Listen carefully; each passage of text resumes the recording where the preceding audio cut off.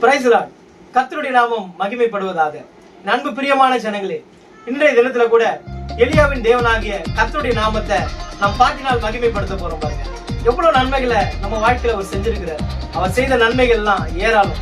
அதை குறிச்சு நம்ம சொல்லணும்னா இந்த ஒரு நாள் நமக்கு பத்தாது. பாருங்க, அப்படிப்பட்ட தெய்வத்தை இன்னைக்கு நாம் உயர்த்தும்படியாய் வந்திருக்கிறோம். ஏனால் அதற்காக தான் தேவன் நம்மை தெரிந்து கொண்டிருக்கிறார். இந்த ஜனங்களை எனக்கென்று ஏற்படுத்தினேன், இவர்களின் துதியை சொல்லி வருவார்கள் சொன்னாரே.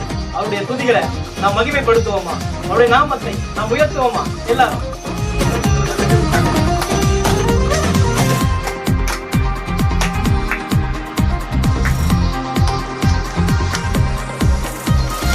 எலியாவின் தேவனே, அவர் இறங்கிடும் நேரமே.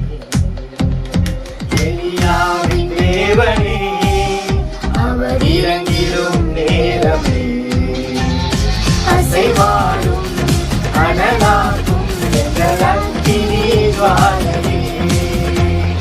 அசைவாடும் அனலாகும் எங்கள் அக்கினி ஜுவாலையே.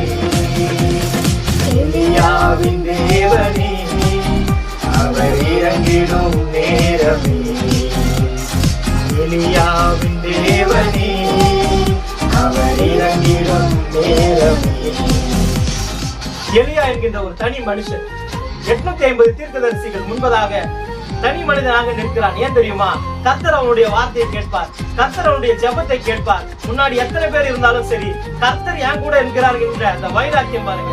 ஒருவன் மாத்திரம் மீந்திருக்க பாகாலின் படைகளை எதிர்த்திடுவேன். நான் ஒருவன் மாத்திரம் மீந்திருக்க பாகாலின் படைகளை எதிர்த்திடுவேன். ஜெபிக்க ஜெபிக்க அவர் தலையசைப்பார். ஜெபிக்க ஜெபிக்க அவர் தலையசைப்பார். நெருப்பாய் இறங்கிடுவார் நம் தெய்வம், நெருப்பாய் இறங்கிடுவார்.